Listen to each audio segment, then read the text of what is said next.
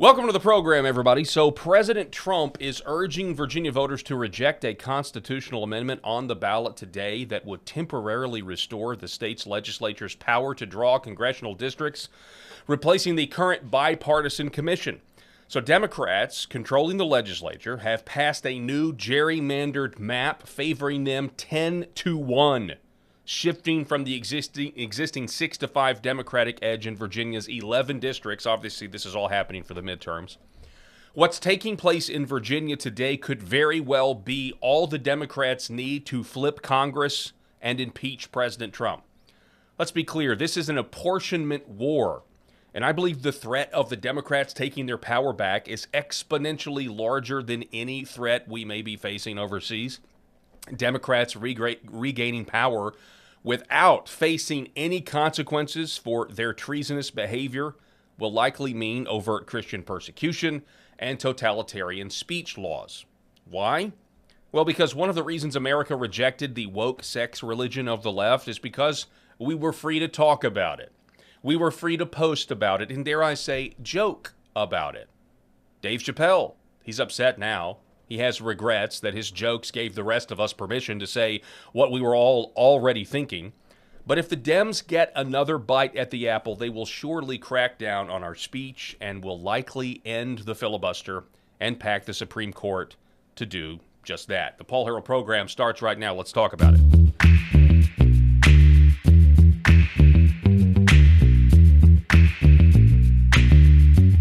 The Paul Harrell program. Oh, I'm so sorry. All right, welcome to the program, everybody. We really appreciate you being with us. We're broadcasting live from the state of Arkansas. Bless Rob's heart. I had his volume turned all the way up on accident in his earpiece, and so I don't know. Maybe you've got some ear damage there, brother. You're blasting me, Paul. You're blasting me. And I thought for a second, I was like, oh my gosh, everybody is now reaching for their computer or their phone volume and they're turning it down It was just across all our platforms or the LFA audience or whatever. But anyway, we are live coming from Arkansas. Honored to follow the great Hannah Faulkner. We were talking about how young she is. We don't know exactly how old Hannah is, but man, you know, we're definitely a generation ahead of her. Yeah, but she gives hope. I think gives me hope for the younger generation. That was exactly my point, and I think that there is hope. I also saw. Well, I won't tell that story right now, but I will say this: it's a big day in Virginia. It is, and we're going to talk about that at great length. But I just want to say this one last thing before I toss it back to you, Paul. You got it, and that is, wall, huh. Good God, y'all, what is it good for? Absolutely nothing. Man, hopefully. Oh, my gosh, hopefully. We keep saying it over the last week or so, but hopefully this is the end, folks. Yeah, we're tired of talking about it. Man, I'm tired of talking about it, too. I know you and I, we talked about it yesterday. But, yeah, the news on that is just that President Trump has extended the ceasefire, and, we'll see what happens. I don't think the Iranians want to talk about it anymore, and that – I don't know. We can analyze that till we're blue in the face. Mm-hmm. But I also, at the same time, I don't think President Trump wants to continue this either. No, man. We talked about it yesterday. Yeah. He doesn't want to. He doesn't want to talk about it anymore. And honestly, I think the fact that the ceasefire is extended just means, I think he knows the idea of the world markets continuing to suffer. If we start the bombings again, I don't really think. Is there a real way to accomplish the objectives that we set out for, or that Benjamin Netanyahu wanted to say? I don't think there is, and so it's kind of a nothing burger. And we're seeing too as well, the new Fed chair is up for confirmation, and I think that Trump wants to look forward, and he wants to build some momentum leading into these midterms.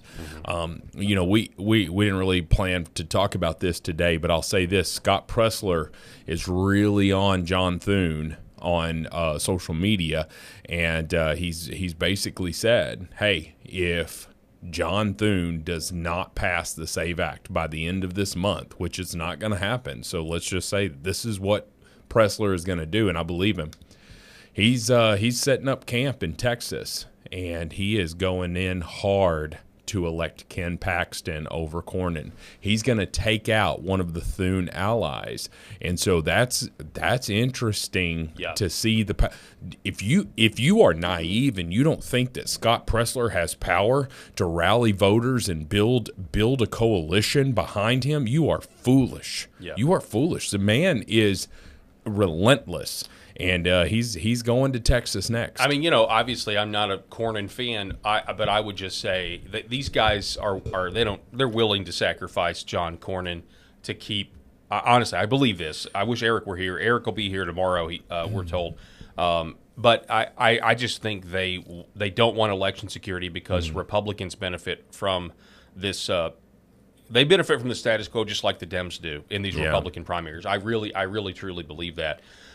Every time John Thune goes to the microphone, I am just disgusted. Yeah, I'm just disgusted by him and everybody that flanks him. Yeah, I think slimy, murky waters. I think a Louisiana crocodile, and I forget what state John Thune's from. I want to know. I think it was South Dakota. Yeah. Okay. So. But he is the very definition, in my opinion, of a swamp creature, and he's a Schumer. He is Schumer, but with an R next to his name. Yeah. I think he's a lot more intelligent than Schumer. I think Schumer's stupid enough to go in front of the media when he's got bad press, and I don't think he does well. Polls come and go. You're like. And he's talking about Donald Trump's poll numbers, and Schumer's like, oh yeah, we're seeing that Donald Trump has less than 40% approval. Yours is actually 18%. Polls come and go, folks. Polls come and go, and polls are always changing. So yeah. At some point, Chuck Schumer became a comic book villain, or at least he looks like a comic book villain, right? Yeah. I don't know if he has like the 1980s female shoulder pads, but he just is all.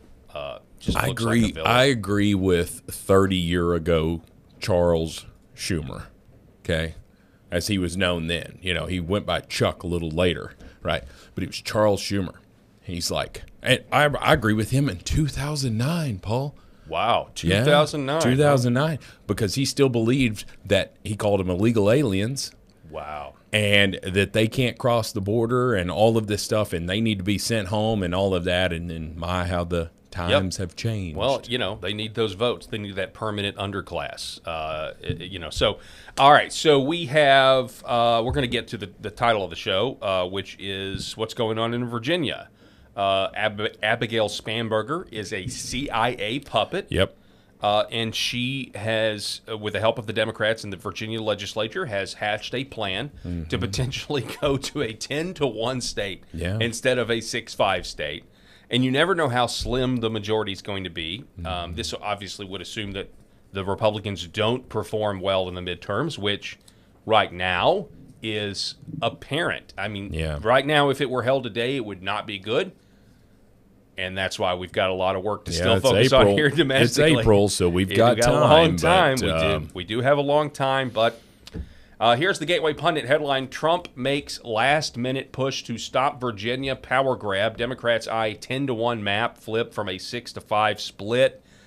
There you see the map. President Donald Trump is sounding the alarm during a tele-rally alongside House Speaker Mike Johnson. Trump addressed voters across the Commonwealth just hours before the polls opened, framing the referendum as a defining national moment with massive consequences.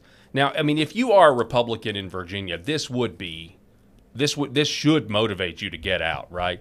I know President Trump's not on the ballot, but this should motivate you to get out, because if you're a Republican right now and you have a Republican. If you're one of the 5 districts in Virginia where there's a Republican, and now you're basically going to have a Democrat that doesn't listen to anything. Yeah, you're being lumped in with Northern Virginia. Yeah, if that's what happens, then you have every motivation to get out and vote. So sure, you got to hope that. And of course, the Democrats are going to be motivated as well because they want to impeach President Trump. They also want to take the Senate. and they want to put Adam Schiff on the next committee to investigate President Trump and everybody in his administration. And all of a sudden, they'll be like, oh, you were making, I promise you this, all of this money that is being made right now, the strait's open, the strait's closed, the strait's open, the strait's closed, all of those people are going to be pulled in and investigated. Yeah. And Adam Schiff will act like he's got the moral high ground. Oh, sure. You know, sure. I mean, I'm not necessarily saying what's going on is moral. Matter of fact, I think something's nefarious going on myself. Yeah. But it's going to be in the media, wall-to-wall coverage about the moral fortitude of the Democrats holding the Republicans. It's going to be disgusting. This is what our future, aside from the fact that I do think overt Christian persecution is on the way as well. Well, listen, the only thing that Adam Schiff should be investigating is his toilet inside of his jail cell. If you making believe that prison wine. Yes, making that prison wine, you know, like selling cigarettes. I got a personal story here. Or using cigarettes as currency. My 15-year-old son has decided that he likes his blue jeans sagging a little bit. Oh no! And those underwear. I'm so sorry. They're showing. And I'm going to tell you something. I don't even sugarcoat the words to him. I'm like, you're a prison bitch. That's where this comes from. You are a bottom prison bitch. And he doesn't. Sorry, Hometown TV. Well, and also we've been wondering why Apple Podcast has now marked the show as explicit. I've been wondering why. I can't figure out, like, why does my niece, does my under 18 niece, like, Uncle Paul, I'm trying to listen to your podcast, but it's marked explicit. I can't do it. And this may be probably because this may be why. I will sanitize. I will sanitize this, but he thinks it's cool, right? And I don't understand it. He's a handsome dude. You've met him. He's a handsome dude. He's 6 foot tall. Like he's gonna do really, really well with the ladies in his life, except for he's extremely awkward. But he's walking around here. I'm like, you think girls think that's cute? You think that? And we're in a predominantly white school district. It's not like he's trying to. Yeah. Entice this. And so that just really, really frustrates me. But it makes me think about, like, dude, what are you going to be if you go to prison? You gonna be this bottom B? Because that's what you're saying. That's what you're saying, right? You might as well pull those pockets out. And I just know this, that if Adam Schiff, if he were to ever go to prison, he would be a bottom B. Okay, I'm sanitizing my words. 100%. Yeah, he'd be a bottom witch. But let's be honest, there he's you not. go. You know, if he goes to jail, he's not. He's going to some cushy prison where they've got like tennis courts and stuff. You know. Oh yeah, like There's the Chrisleys. Yeah, Chrisley's got where, dude ate McDonald's every day. I mean, he should still go there. Yeah. I mean, you know, but that's where Adam Schiff ends up if he ever goes anywhere. Here is Mark Lynch. I thought this was a very interesting post. Damn, you sent us this. I was like, my goodness, dude, he's not went in pulling hard. any punches. So on the news of what Virginia is going through today with this initiative on their ballot, to essentially totally, destroy the state of Virginia. Mm-hmm. Mark Lynch says, today, Democrats in Virginia, now Mark Lynch is challenging Lindsey Graham, you guys know this, Democrats in Virginia, funded heavily by foreign interests and non-state actors, are initiating the sequence that could lead to the installation of Hakeem Jeffries as Speaker of the House of Representatives and to Donald Trump's impeachment. The Commonwealth of Virginia, and indeed the entire U.S. House, is being stolen from America today. There is a war raging, and it's not in Iran. It's on U.S. soil. In the birthplace of this great republic, Virginia, the first colony in America. Today, commie Democrats are stealing 4 seats in the U.S. House of Representatives. Virginia Governor Abigail Spanberger is a CIA case officer who worked for Muslim CIA Chief John Brennan. We have an update on John Brennan here in just a minute. Okay. Islam has brought the war for the American Republic to our shores, Mark Lynch says. Donald Trump should immediately federalize the Virginia National Guard and arrest Governor Abby Spanberger and Attorney General Jay Jones and seize control of Richmond, Virginia. The same way the federal DOJ parachuted into southern states in the 1960s with civil rights, Donald Trump's DOJ should immediately get to work putting the commies in Virginia trying to disenfranchise Virginia's voters on notice. We the people need to establish a war footing here at home in order to dismantle every single anti-American regulation put in place by Democrats, including the Democrat gerrymandering law likely to pass today. This is war. It's time to act like it. So what Mark Lynch here is arguing for is essentially the Republicans have the power. They've got it. They've got, and they need to use the power. They need to use hard power. And, you know, the fact that we pulled out of Minneapolis, not a good sign. Yeah. Well, I mean, what we saw is what Democrats will do when they see a threat. And that was how many indictments against Donald Trump? How many arrests J6ers. J6ers. How many arrests against just Trump allies in general, right? And it totally ruined the reputation of Rudy Giuliani. I mean, he was America's mayor, you know, if you're old enough to remember. John Eastman, the last week or this week, was just disbarred from California, and all he did was give Trump legal advice over the 2020 election. All he was just how dare you giving somebody legal advice. How dare you? Lost his law license in California. Right. And so then you also think, I mean, because leftists are in charge. When leftists are in charge of stuff, don't sit here and tell me that there's any sort of fairness. Abigail Spanberger, what we're talking about in Virginia, is a prime example, Paul. They run on their bull, right? They run on it. And Democrats are running on affordability for the midterms. Are you Are you trying to sit here with a straight face and tell me that Democrats want to work on affordability? Their job is to collect as much tax as they can so that they can distribute welfare programs to keep Democrats' voters on the hook so that they can commit more fraud. That's why Ilhan Omar is worth $30 million. That's why AOC has a reported net worth of $30 to $40 million, although she denies it. You're sitting here telling me and the Republicans are guilty of it too. We see them. We see these members of Congress become rich because what do? They cater and throw this red meat to the voters.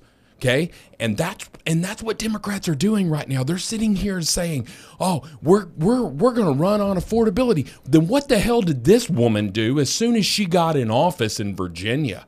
She goes into office and immediately passes all of these taxes. How does that make more affordable? And she gives away the Electoral College votes to the popular vote to people that don't even live in Virginia. I don't even see how that's legal because we are the United States it's not, of America. Challenge. So it's bull. The Democrats have already told us what they're going to do. We saw it. We saw it the moment that Trump announced his re-election campaign in 2022, whatever it was, when Donald Trump came up and said, "I'm running for president again." What did they do? All hands on deck. When Democrats see a threat, they go all in, law be damned, throw out all of the rules. We don't care. We see a threat, and we're going to take it out.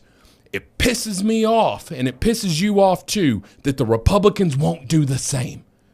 Why are we trying to play fair with cheaters? It's exactly right, Rob. You're sitting in you're playing a sport game. You're like baseball, football, whatever. You are playing fair against a bunch of cheaters.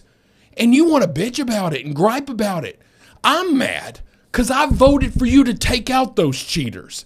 I voted for you to go after them the way they went after us. End the corruption. You and I have a fearful manner about us because we are Republican conservative commentators. Luckily, we are in a Christian red state where there's not as much danger as there would be if our asses were sitting in Minnesota sitting there railing against the Democrats. As conservative commentators, we would be in trouble. But we are sitting here. We are sitting here trying to rail against this system and talk about fairness and do things the right way when our opponents couldn't give a damn about it. They do everything they can to get what they want, exactly, which is power. No, you're exactly right. They do everything. I completely agree with you, and actually here is proof of that. This headline over at Breitbart: teachers tell students to push parents to vote yes on Virginia gerrymandering scheme. Two public school teachers in Fairfax, Virginia, abused their position by telling their students to pressure their parents to vote yes on that state's gerrymandering scheme. Quote, it says here, on Friday, I picked up my 14-year-old twin boys from school, and both jumped into the car and asked whether I was voting yes on Virginia's redistricting measure Tuesday, writes Kelly Sadler of the Washington Times. That's a no, she told them. She then wondered why they asked. It's her boys, as her boys know exactly how I feel about this shameless power play by the liberals in Richmond. Turns out, she writes, that in both of their civics classes that day, taught by two different teachers in Fairfax County Public Schools, they were urged to go home and persuade their parents to vote yes. To your point, Rob, they do everything they possibly can with the power that they're given. They never have any consequences for it when they actually overstep there. But we've got legal authority here that we're not using, and people like John Thune are not using. I mean, let me give you an example here. And we've also forgotten how Glenn Youngkin was elected. Glenn Youngkin was elected in the first place because of Fairfax County. Yes. And they're bull. They do this. And parents, how soon we forget and sit our tails at home. And I'm going to tell you, if this referendum passes in Virginia today, it's going to be because the Republicans are sitting at home bitching about the gas prices, and they're complacent, and they're not getting out and voting. They're just going to let the Democrats do what they're going to do, because what are the Democrats after? Power. Yeah, you're exactly and they right. See it. It's not about leveling the playing field in Washington, D.C., Paul. You know that's not what it's about. This is an opportunity for us to change the electorate map here in the state of Virginia. And Democrats are like, ooh, never let a crisis go to waste. Exactly. Look at what they're doing down in Texas. Look at what they're doing in Missouri. Look at what they're doing in these red states. Oh, we have to counteract that here in Virginia.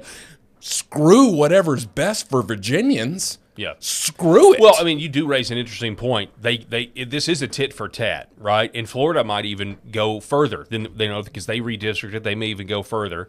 Obviously, was it Ohio that decided not to because Trump used the word retarded or something? Oh yeah. Good grief. But it is certainly tit for tat. And so, but it's up to Virginia if they don't want this to happen. I'm sick of weak leaders. That's what I'm saying. I know. I'm sick of it. 91.69 per gal or per barrel right now. A little bit up. Well, it went up today because President Trump went on CNBC, which is the stock market channel. Mm-hmm. It is the stock market channel. Oh yeah. And he said, that bombs may be dropping again. Now he extended the ceasefire, but to your point about we're upset about gas prices. Yeah, that's voters are that way. That's who we are. You can call us fickle or whatever, or call us just we want affordability. Here is Nick Sorter. So this is when I see John Thune come up to this podium. This is what I'm talking about. I am disgusted by these people. I'm disgusted by the institutions they represent because they don't actually care. They say they care, but they don't actually care. Yeah, he's lost it. He's lost credibility. Here's John Thune. So we worked with Democrats, actually worked with Democrats on all 12. And then, of course, at the last minute, the Democrats decided they didn't want to fund DHS. And so we've now had 2 long shutdowns of DHS, so long that the employees at DHS has been unfunded for a longer time than it's been funded. So those employees over there have not been paid for more days than they've been paid in this fiscal year, if you can believe that. So the Democrats have effectively written themselves out of the appropriations process by drawing a line in the sand and saying that we are so committed to our open borders and defund the police policies that we are not going to fund the two agencies that are tasked with keeping this country safe, protecting our border, and ensuring that illegal immigrants in this country who commit criminal acts are deported out of the country. Get rid of the filibuster. That's this is pretty an much easy what damn it is, problem. as simple as that. And so what we have been forced to do, and frankly this is not my preference, but it is a reality, we are going to use the reconciliation process to fund those two important agencies. And so we will be getting on a bill later today, I just can't. I don't like.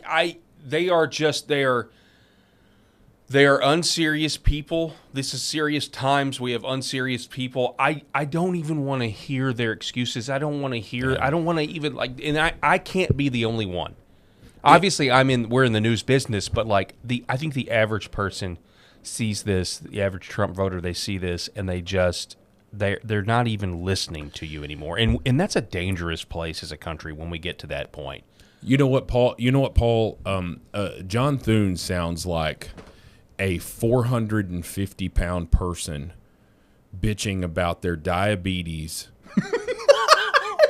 while they sit. That may be the best analogy ever given on this 450-pound person. Bitching about their diabetes in the Taco Bell drive-thru. Well, they're sitting in there. They're waiting on Dr. Now to come in. It's not my preference to take this insulin shot right now, but I gotta eat. Well, I gotta eat. I gotta eat this taco box.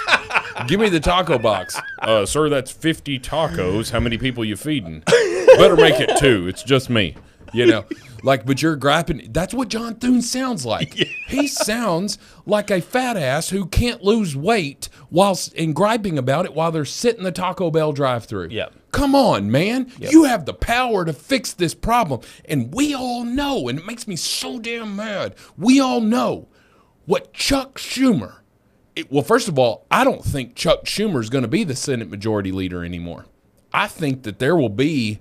If after those elections during those lame duck terms, I think they're going to push Chuck Schumer out. I don't know who the next person would be, but I think who are the black female senators? Do we have any black female God. Democrat senators? Because that's my bet right now. Give me a Poly Market account right now. You know what? At this point, it's going to be Markowski or what's her name, Susan Collins, because they're going further and further left. I mean, they're not black, but you get my point. So I'm just so sick. I am so sick and tired of John Thune standing there and talking about all of the problems that he can't solve when he really can solve them. You can solve these problems because you know what the Democrats are going to do when they get back into power.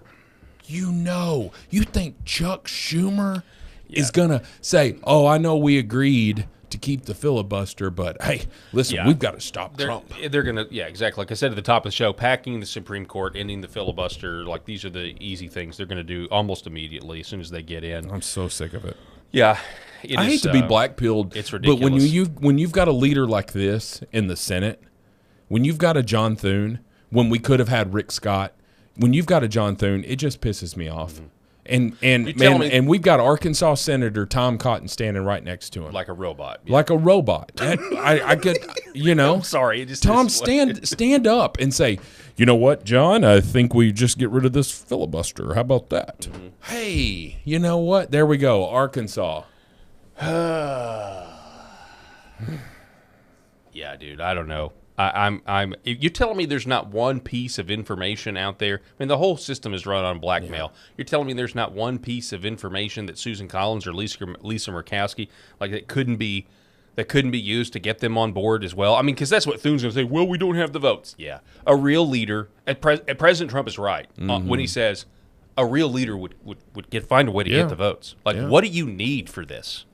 What do you need, right, John? You know what? Donald Trump said that he, and he's only said it one time, and I guess that he got backlash for it. But he said, I'm not signing anything until they send it. They haven't sent it, and I'm pretty dang sure that they're going to sorry, I lost a text message came through, and it made me lose my train of thought. No, I get it. Yeah, I got another story here. Okay. Go for it. Yeah, here we go. So this is last week we had congressmen resigning, right? And so we've got another so it's like a continued thing. Representative Sheila Cherfulus, is that how you say it? Cherfulus McCormick.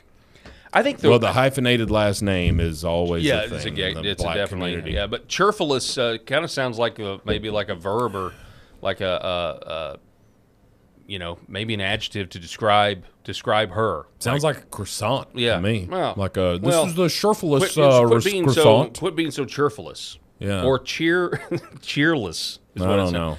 All right, so anyway, she's resigned. All right, so you may not know who this lady is, but she's been under investigation for a while for like stealing $5 million in COVID relief funds or disaster relief funds. Representative Sheila Cherfulus McCormick stepped down from Congress on Tuesday, moments before the House Ethics Committee was set to consider sanctions as she continues to fight a pending federal criminal case. She's already been indicted, okay? Cherfulus McCormick announced her resignation in a statement posted early Tuesday afternoon after later submitted a formal resignation letter to House Speaker Mike Johnson. In her public statement, Cherfulus McCormick described the ethics process, it's a fun word to say, as a witch hunt. Yeah, it's a witch hunt. This wasn't fair. Okay. Wait a minute. Did you steal $5 million or didn't you? I hereby resign from the office of the 119th Congress. 20 minutes before she was about to be expelled. Punchbowl News congressional reporter Max Cohen shared on X that House Ethics Committee Chairman Michael Guest, a Republican from Mississippi. In light of Ms. McCormick's resignation earlier today, the Committee on Ethics has now lost jurisdiction on the matter. There will not be a sanctions hearing. The resignation came after months of mounting legal and ethical issues. A federal grand jury in Miami indicted Cherfulus McCormick on November 2025, alleging she and her brother, Edwin Cherfulus, diverted $5 million in FEMA overpayment tied to the 2021 COVID vaccine. So there's all that money going around, and she got greedy and, mingled it with campaign funds, according to allegations and everything else. So it's pretty... this is her... I don't know if you remember, when she was originally indicted, she came out and she had to play the race card. Remember this? Oh, yeah. Your thoughts on the indictment, please. Well, it's an unjust indictment, and it seems like these intimidation tactics have been pervasive. We spent all week seeing different members getting censured, all in hopes of intimidating and kind of distracting from the Epstein files. And I look forward to my day in court so I can prove myself and actually state the truth. But if this is what Congress is becoming, where they're always trying to intimidate you, scare tactics, especially attacking minorities, black and brown people, then we're going to have to keep fighting for the district. And everybody has been giving me so much support, and we're going to keep fighting until the district gets what it needs, which is fair prices, housing, and fair representation of Congress. I agree with you. I agree with you. Listen, all of those people whose houses were swept away in the floods, the fires, all of those things, they didn't need that money. They didn't need that $5 million that you took. You just go rest your head tonight and just say, this is all because you're black. This has nothing to do with the fact that you're a criminal, allegedly. Okay? But I don't think an innocent person resigns like that. You know? I think it's obvious. Yeah, it's obvious. But hey, she's going to jail. She stole money, allegedly stole money from people who suffered these incredible tragedies. And we saw what happened in North Carolina with these floods. I mean, and the devastation that these people, they made it out of the mountains after 3 days and came down, and effing FEMA workers had the whole damn hotels booked up. And people that were just looking for a warm place to sleep for the first time in 3 days didn't even have a place to stay. Their home completely swept away, okay? And you're just like, dang, man. Well, at least FEMA is there helping out and all of that stuff.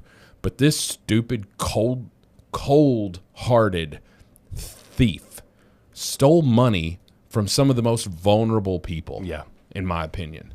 It's kind of, why don't you go steal from the children's orphanage, you know? Like, you didn't steal from a corporation. You didn't steal from Jeff Bezos, Elon Musk.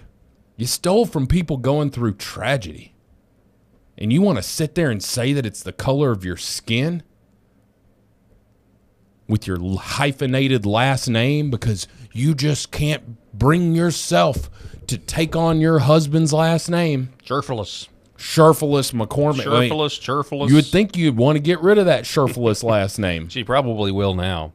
Folks, we're going to take a break, but before we do, I want to talk about Red Vive Health and the great folks at redvivehealth.org/Paul. That's redvivehealth.org/Paul. If you've never heard about the healing power of red light, I just want to encourage you to go do your research, and you can do that at redvivehealth.org/Paul. It's not just a place to get a 35% discount, which you can get. Sure. But these panels are not like your average panels that you might see elsewhere. We've got two different wavelengths of light that are coming through. You've got red light, which generates collagen production in your skin, is really useful for anti-aging properties. But then you also have the near-infrared light spectrum, which is that light that comes up right when the sun sets or right when the sun is rising, and we actually need this in our bodies. But it's in targeted doses, and it penetrates into your body, deep into your body, into your bones, and into your organs, into your subcutaneous fat, stimulates the mitochondria of your cells, which are the powerhouse of cells, and essentially it's called photobio or biophotomodulation. It increases blood flow, and it tricks your body into thinking that you've worked out when you actually haven't. That's the way I would describe it. And so it's actually pretty insane. And it sounds too good to be true, but that's why you need to go to redvivehealth.org/Paul and check this out for yourself. It'd be a great way to support the show, but also to get off the medical industrial complex hamster wheel. And a lot of people have avoided surgery by using this because their inflammation in their body decreases to such a degree. So do that now, Red Vive Health, or you can call 844-RED-VIVE. That's 844-RED-VIVE. And when you do, mention my name, Paul, and you'll get 35% off. And also, if you're a veteran and can prove it, you'll get an additional discount as well. We're going to take a quick break. Don't go anywhere. We'll be back here in just a moment. For centuries, light has been used to heal.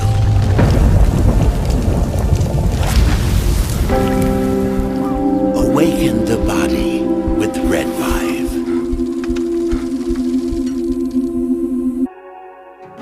The other things that we're seeing, more and more use for is even vascular issues.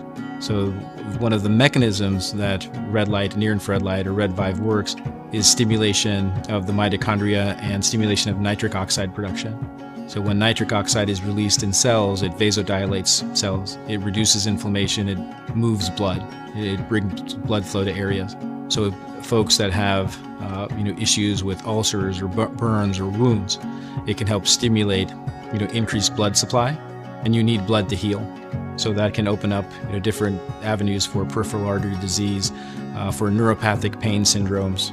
And so that's one of the other areas for nerve injury or nerve pain that we can leverage this type of medicine. Behind every precious life, there was a choice. Behind every family moment, behind every special memory, there was a choice. A life of joy. A life that is beautifully and wonderfully made. At 7 Weeks Coffee, we are funding the pro-life movement, one cup at a time. Will you let your coffee serve a greater purpose?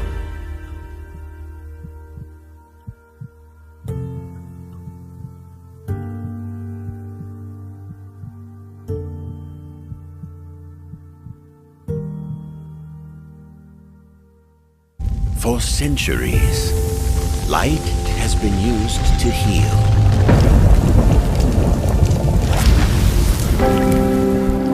Awaken the body with Red Vive.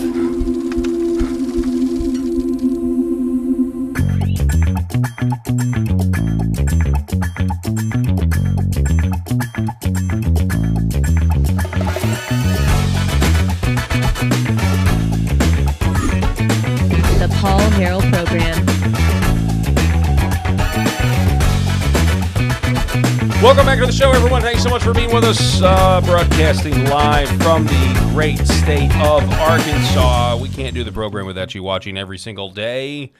So yesterday on the program, I was telling you about this book. Many of you have heard of it. Maybe some of you haven't heard of it. The book is called The Camp of the Saints. I actually decided to bring my copy from home because it's in the news. This book, this reprinted book by Vauban Studios, or Vauban Publishing, not Studios, Vauban Books. It's by a French author by the name of Jean Raspail. Jean Raspail. You see it here on your screen. I have a copy. I've read the book. I'm actually on page 124, so forgive me that I haven't finished it. I am notorious for reading books and not finishing them, but now I'm recommitting myself. But I get the gist of the book and the liberal arguments. Let me do the headlines for you here first. So this was yesterday, which is R.N. McIntyre. Amazon is committed to the burning of your fine oak doors. This is a direct reference to the book. If you've read it, you know what you know what it's talking about.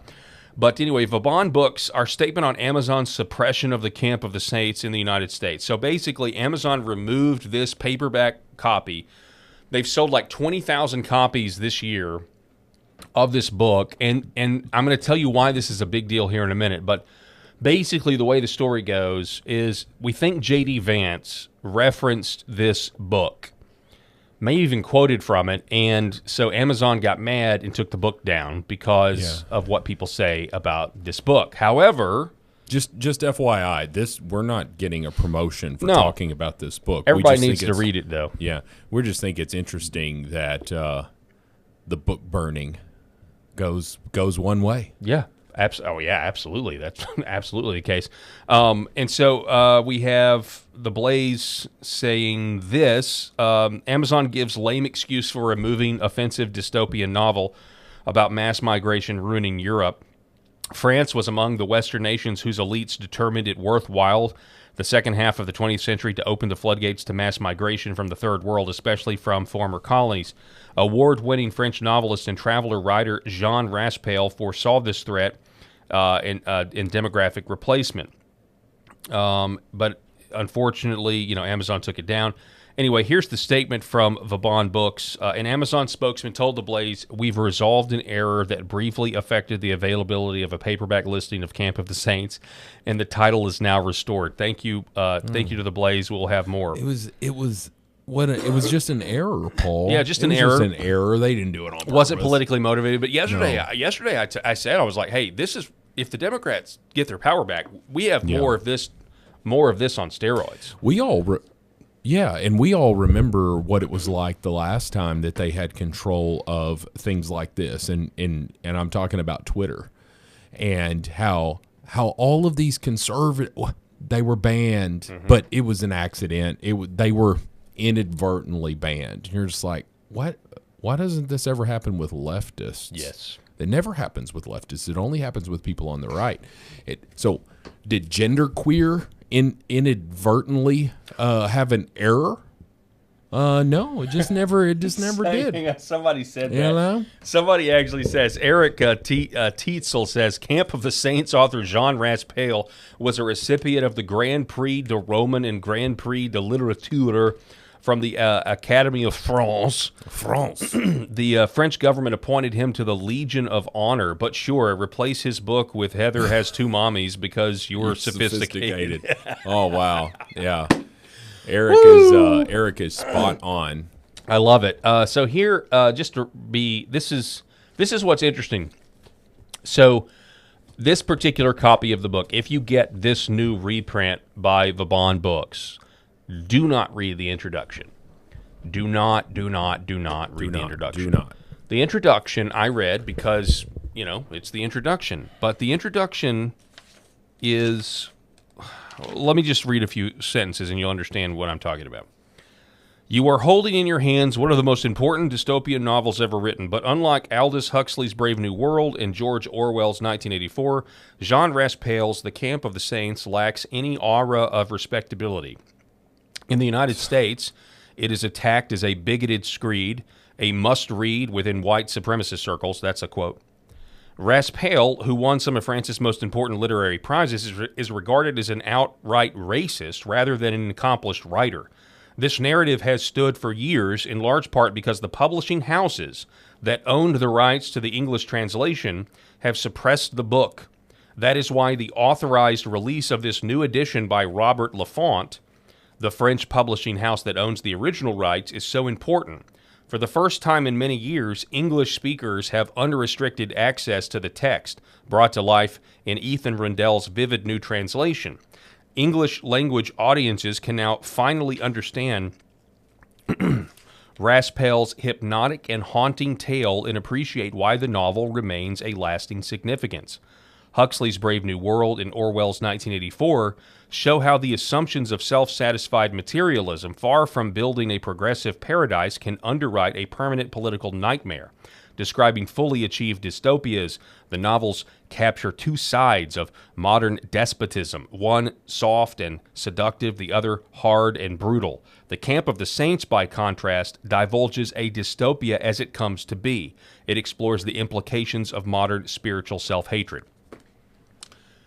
And so the reason, I would be fine if that were the introduction, okay? Yeah. But the introduction goes on for pages, and there are spoilers in there. And it goes on to talk more about the critiques. It goes on to talk more about the left and what they say about this book. And so I read it all, and there were spoilers. And when I started to read the book, there were things that were happening that I really wish I hadn't known that I knew coming into it. So that's why I say don't read the introduction. But it also shows you that it doesn't really matter how you qualify things. I mean, I criticized this yesterday. I referenced this. And for those of you that were listening yesterday, I criticized Vaban for putting the introduction in there in the first place the way that they did because, you know, we always feel the need that if we qualify, well, I'm just making this point. I've got black friends. I'm not racist. Yeah, I'm not. I've got to... They don't care. They don't care about your qualification. They don't qualify any of their nonsense ideas. And so I'm kind of done qualifying mine. Sure. You know, think what you're going to think, man. But this qualification really didn't matter in the end because they banned it anyway for a day. So. Yeah, I mean, my algorithm is it's showing a lot of black people who are talking about like, hey, why does it upset you when someone says that, you know, people of my skin color are 13% of the population, but yet commit 50% of all the violent crime? Why does that upset you for someone to say it? And he's like, I'm gonna pause. And he's like, all that person is doing is stating a fact. But what do we do when we say that? Like, well, I'm not racist here, but you know, stereotypes exist because people reinforce them every single day. And it's like, okay, well, statistically speaking, I am more at danger around an African American than I am around a white person. That's just statistically speaking. It's not racist to say that thing. Now, I'm also 6'4", 250 pounds, so I don't feel intimidated very often at all. Now, maybe that lulls me into a false sense of security and all of that stuff. Yeah. But if you never relax. Yes, but if you were to sit here and tell me, hey, statistically speaking, you know, 6'4" bald guys are twice as likely to do this, right? Yeah, to recruit, you know, former radio hosts into the KKK. There you go. Maybe that's what it is. You know, let me qualify. I'm just joking. Not in the KKK. Should go without saying, but you know, we have to say it, right? But anyway, like if you told me that the average such and such was 6'4" and bald headed, I wouldn't be offended because that's not me. Like, yeah, what do I care? Like you're saying that the average rapist or something, I don't know, is a 6'4" bald guy. Like, I've never raped anybody. I'm not going to ever rape anybody. Like, why would I be offended that you have pointed that stuff out? But it goes to this whole, now, I'm not saying this. I'm not trying to make you offended and do all this stuff. And I'm sick of it, man. This is why Donald Trump was elected in the first place in 2016, because this PC crap that we've been just regurgitating over and over and over.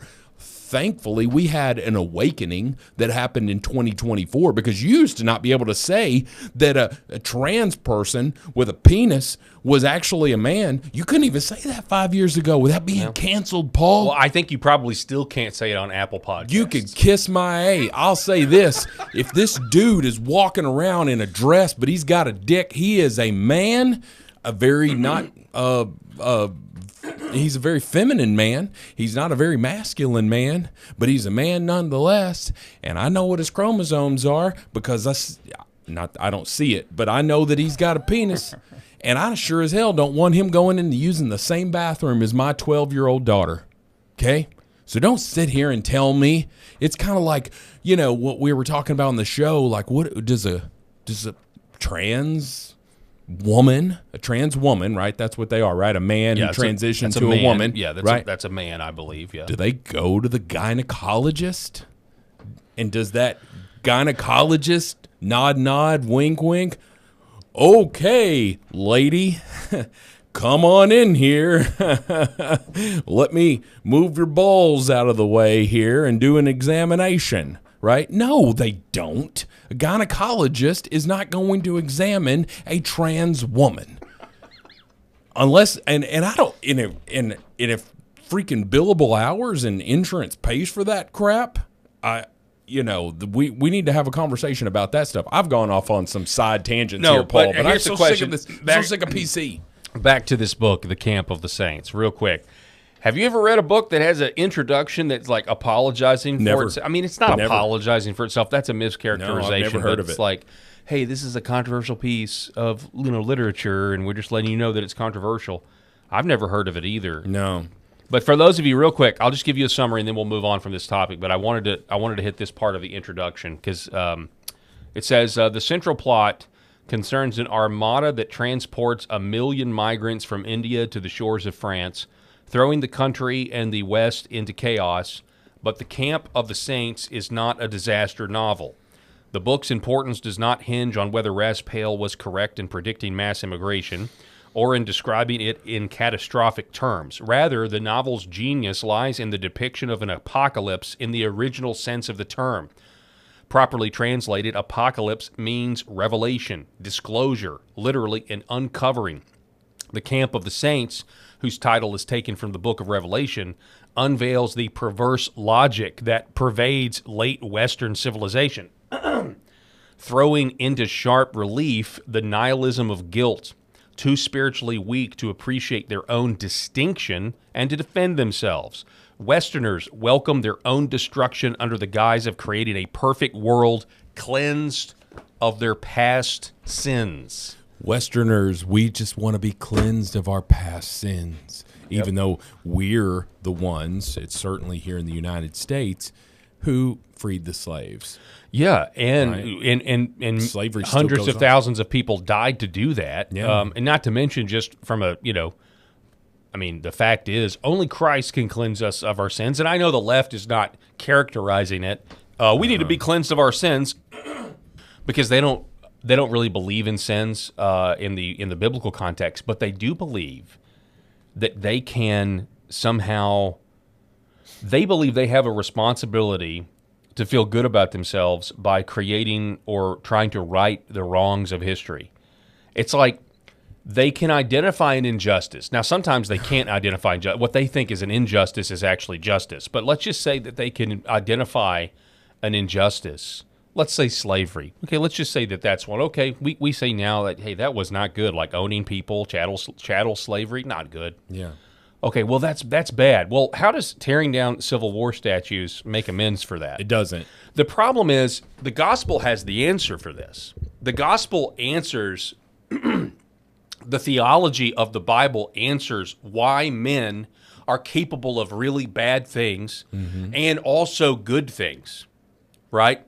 So without Christ, our good deeds, the Bible says, are like filthy rags. But with Christ, our good deeds are acceptable. And that's just because you can't work yourself to heaven. So Christ forgives you. You are now a Christian. You are now been regenerated by the Holy Spirit. And it's in that framework that it's now, we can look back on our Christian ancestors and say, yeah, they did bad things just like everybody, but they also did good things that are worth preserving. Without the gospel framework, you can't make that circle make sense. And so you've got all these people on the left that may be able to identify an injustice, but they don't know how to rectify the way the world is. Only the gospel actually does that. Let's go with a modern example here. Are Christians right now murdering people of a different faith, beheading people of a different faith? Not to my knowledge. You mean to like force their conversion or something? Sure. Yeah. Or as punishment for not converting. Right. Like to strike fear. Right. Can we say the same thing about Islam? Generally speaking, no. Of course, no, of course not. We know. Of course not, right? And so I feel justified following a religion that tells me to turn the other cheek. So I do get, a certain sense of pride because I fully believe that I am following. There's 200 gods in the world, or in history and all of that. 200 plus different gods. And I believe that I follow the one true God who sent his son, Jesus Christ, to die for our sins so that he gives us remission and allows us to enter the gates of heaven if we serve him. With that being said, I feel justified in that I believe that my faith is the correct one, and I believe that it's also proved by the fruits of what a Christian is versus what a Muslim is or a Buddhist or whatever. And I don't think Buddhists are going out killing people, but anyway. But I wanted to say one thing here, Paul, on what you were talking about the apologist and how we are just, well, I'm not this, I'm not that, or whatever. You mean the qualification? Correct. Yeah, the qualifications. The need. Here. It's the need to justify ourselves by qualifying. It's so exhausting. Sure, and it's also too like where I find myself kind of getting frustrated at myself by saying, well, as a white man, I such and such, and I'm like, I don't think I have to justify it. This is just how I feel. Mm-hmm. This is how I believe. And here's the thing: I believe something. There is not a single thing that I have a core belief on that I can't back up with facts, other than faith, right? But I believe that the Bible is factual. I digress. Let me say this. I saw grown-ass white men kissing the shoes of black men to apologize. Yes. And I wanted to jump through the screen and slap that man and say two things. Number one, man up. Man up. Go visit your local testosterone clinic. Go get some help. You are a absolute shame to my gender here. That's what I want to say is number one. Number two, what have you solved by kissing the shoe of a black man? You've just kissed. That man was never a slave, and you were never a slave owner. What have you solved by tearing down, to your point, these Confederate statues? What have you repaired? What have you fixed? Yeah. Nothing. Yeah, and can you also imagine, like, because I have no doubt that the white man in that situation, like, afterwards, they felt good about themselves. Oh, yeah. Isn't that weird? Oh, yeah. Like, that's like a psychosis. Like they probably felt like they slept better that night. It gave them endorphins to say, I did this. Yeah. And it was like, no. I will never bow down and kiss the shoe of any man, ever. I will bow down one more time in my life, Paul. One more time in my being here, and that is at the gates of heaven. We're all going to bow, right? But I can tell you this, man. I feel so ashamed of my gender when I see stuff like what making the rounds right here with the gays that are like, we're gonna vote. Oh, I forgot to pull that clip. Moment. And that's from K-pop Demon Hunters. My 7-year-old daughter loves that show on Netflix. It's the most popular show ever to be on Netflix. and it's like up, up, it's our moment. That's how the song goes, right? It's one of those brain worms once you watch it. I actually never saw. I just read about it. Watch this crap. You're telling. But this right here just makes me ashamed that's a room full of men. I don't care that they're gay. That is a room full of men.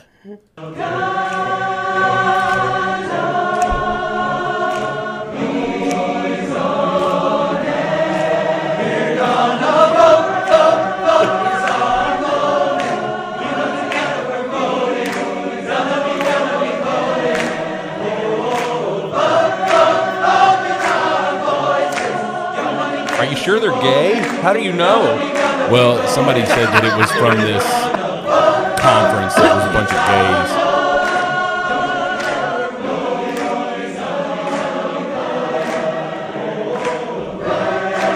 That's enough of this part. Okay, I'm sorry. I thought there was a. No. All right, yeah. The Democrats are singing again, and their emasculation ritual is off the charts. Not an ounce of testosterone. I said that same thing. There is no testosterone to be found, my friends. My God.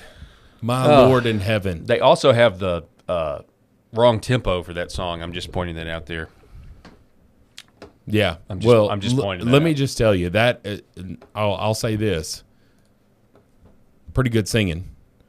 It was the wrong tempo, but it was pretty good singing there. Yeah, so there's some good singing voices in there. Yeah, I mean they're supporting the gay stereotype. Yeah. I'll tell you that much right now. Yeah. So. But when you're singing about how we're going to vote for gay rights, okay, man. Okay. I don't take my children. Don't bastardize my children's song. My 7-year-old daughter loves that. She dressed as the main character for Halloween last year. Yeah. She loves that show. Don't bastardize it by singing this stuff about voting. Well, nothing is safe. Nothing is safe. No, nothing is safe. You're right about that. They're going to take it. They're going to take it if they can. I want to cancel Netflix so bad. You should just do it. I do. I want to, but it's like, the kids. I don't watch Netflix. I get it. I don't watch it at all. I haven't watched it understand. in many years. But the kids watch it, and we watch their watch history. Yep. Well, Trump recently called out Netflix. I think today or yesterday. Susan Rice and saying they need to fire Susan Rice. They've got maybe that wasn't Trump. Maybe that was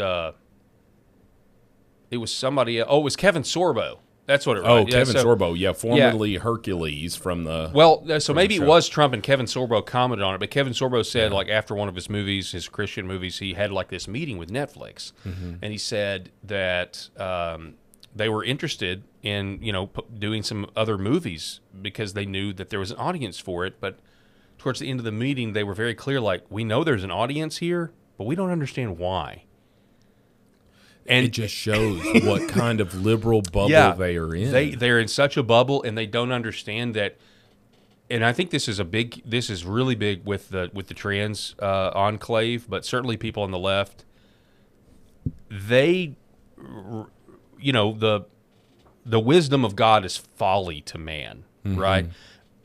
They really think we're faking our faith. So I picked up on this years ago.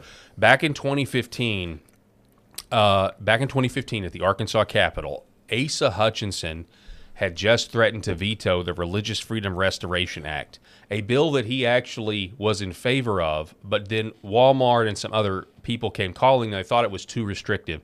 Even though the Religious Freedom Restoration Act, all it was mimicking verbatim what Al Gore and Bill Clinton had signed in the 90s. This was 2015. So all of the Rainbow Brigade in Arkansas, mainly probably from Eureka Springs, for those of you who don't know, that's a pretty gay town. We went there during a gay pride festival inadvertently. I'm so sorry. It was interesting. I'm so sorry. I talked to somebody the other day who had a bachelor party in New Orleans, and it's like, I think it's the best man's wife planned it and intentionally planned it during Gay Pride Parade Day. New Orleans was now just wow, which is pretty mean. But anyway, yeah, Eureka Springs is so gay. I was in the store. Let me tell you how gay. How gay is it? Eureka Springs is so gay. I was there for a wedding one time, a straight wedding, and I went to the store to grab some items, and I think I've told this story before, but I'm going to tell it again. Okay. And the guy behind the counter was clearly gay. You could just tell he was. How do you know, Paul? I mean, You I don't just know. knew, huh? Yeah, the guy was gay. He was sizing you up. You just He's like, knew. look, I like that hair you got there. I don't know. Calm down. But anyway, so I go to check out. He starts bagging my groceries, and he starts. He can't get the bag, the plastic bags out. Sure. And he does one of these. He goes, "Gosh, I wish these bags would just." What did he say? Something about foreplay with the bags, like. If I didn't have to do so much foreplay with these bags, they would come out easier. And I was just like, Oh, my. you have sex on your brain all the time? Like, that's just what defines you? What's perversion? Yeah, it's just perversion that is totally. Anyway, that's how gay Eureka Springs in. But anyway, so I'm down there at the Capitol, and I am interviewing the Rainbow Brigade over religious freedom. And this was at the height of the cake baker and the florist. Like, can I be forced to participate in a gay wedding? That sort of thing. Do I have rights as a business owner? I remember this. This is, 2015, 2014? So I am down there just doing kind of interviews with these people, going up, say, what do you think? What do you think? And I'm having these conversations, and it became apparent to me, like, if they basically were saying, if you want to have a business in this country, you should have thought about that. Like, what about the person that has a deeply held religious belief? They just don't agree, and they can't participate in the ceremony. They can't contribute to the ceremony. The answer I got from the militant LGBT people was, well, you should have thought about that before you opened a business in America. And I thought, wow, that is crazy.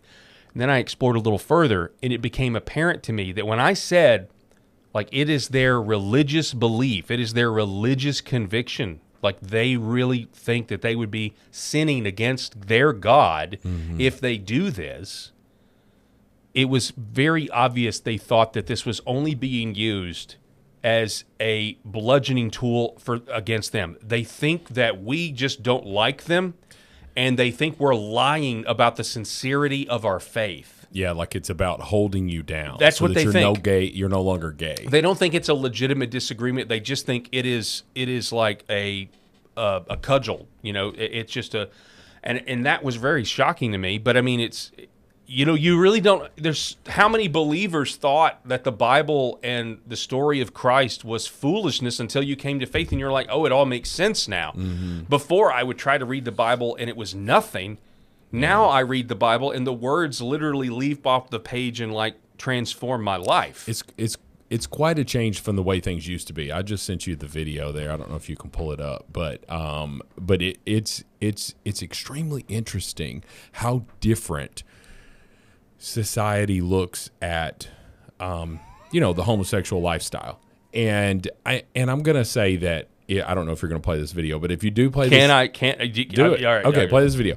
Now, I don't go this hard at this stuff, but it's just, think about where we've gone, Paul, just from the two opposite ends of the spectrum of this video versus, yes, you have to make a gay cake. And, we all know what a gay cake is with the two grooms or whatever on the top of the cake, or the penis cake. They'll make them make a penis cake. Like, where do you draw the line? This is an old video that assumes that if you are a homosexual, you are also a pedophile. Public restrooms can often be a hangout for the homosexual. Bobby and his friends hadn't noticed the man who had been in the restroom when they changed. Hang on a second. Let me take that first claim. I don't know. Let me take that first claim. Homosexuals can often use public restrooms. They hang out. All right. I'm just going to be real. There was a time where there was a park here in Northeast Arkansas that was known. It was Craighead, just so you know. It was known for. It was known for. So the police gay hookups. Yeah, the police had to crack down on it. So, and matter of fact, this was back when nobody went out to that park because it wasn't as developed as it is now. The only people that used it was one of my friends had to use it for an engineering project. He was going to school, and they have an engineering project where they have to make a concrete canoe. Well, you get to the point where you've got to go test it. The whole idea is, the physics behind it, like the Yeah. construct, like can we Yeah. make a concrete canoe float and Okay. not sink? That's Okay. the thing. So they have to go out to Craighead Forest, and they're testing this thing, trying to figure out if they can pass their project. So these are young 18-year-old kids. An acquaintance of mine got to go to the bathroom and was in the bathroom, and somebody else was in the bathroom. Oh my! With trying to like touch his foot, under the stall. Oh, he should have watched this video. So it's a real thing. Public restrooms back in the 50s. It was still a thing back in the 2000s. Like it was happening. Paul, I'll tell you this, and this has been 3 or 4 years ago. I went for a trail run in Craighead Forest. Right, they've got 6 or 7 trails, and I'll just to put it in perspective for people that are not in here, for you to drive from the entrance and go and take a right and go all the way around the perimeter of it, so the longest drive that you could make, you would be back to the start within 5 minutes. Yeah, it's not big. It's not this huge thing. Okay, that's relevant. So I go for this trail run, and it was at dusk. Okay. By the time I made it to the halfway point, which was 2 miles, and I decided to make another round because I was feeling good, and so I was like, I'm going to go 4 miles on this trail run. By the time I got back to my vehicle, the sun was almost down, like it was almost dark. Okay, I saw no less than 10 different cop cars whenever I was leaving there, so they're still patrolling. Good. The local forest, Craighead Forest here, for the homosexual activity. They probably watch this video at their morning meetings. Well, yeah, they probably do. Hey, but back in the day before Grindr, all you had apparently in the gay community was public restrooms and parks. Grindr is the gay app? Yeah. Okay. That apparently crashed during the Republican National Convention, by the way. Are you serious? Yes. I believe it.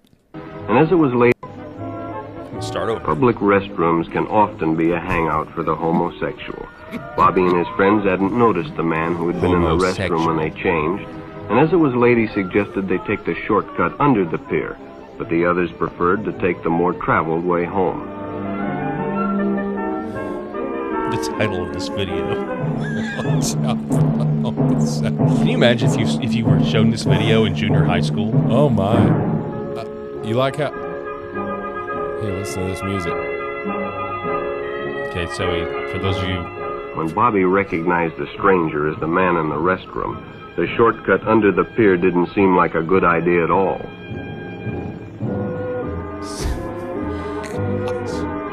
See, nowadays they'd be rooting for this guy. Oh, yeah. After all, it's more fun to stay with your friends anyway. Bobby had made a wise decision. It may have saved his life. One never knows when the homosexuals are murderers. Now, pedophile and murderer. Oh my God. It's like back in the day, Eddie Murphy Raw, when he back in the day, he made those jokes assuming that if you had AIDS, you were gay. ...is about. He may appear normal, and it may be too late when you discover he is mentally ill. Don't lie on that. So wait a minute. No, you just... Okay, well, go I'm sorry. back it up. One never knows when the homosexual is about.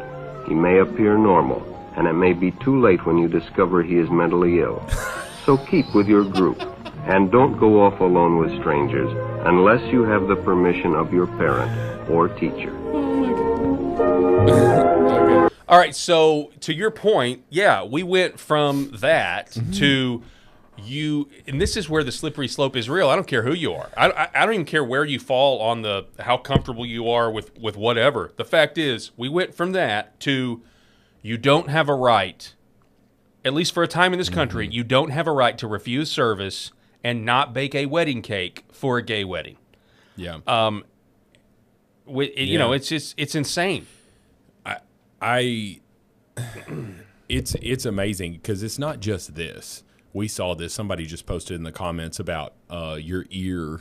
You know, like if you had an ear piercing, you could have it in your left ear because that was like an 80s thing. Yeah, left was right, but right was left. Correct, yeah. But if you had it in your right ear, that meant you were gay, right? And it was like, wait a minute, I don't think gay people advertise that. You know, like as especially in the 90s when it was still taboo. We were coming out of the AIDS stuff. There was no, cure for AIDS, because I guess they've basically cured HIV at this point, or at least minimized it. But anyway, so it's just interesting to me how things have changed.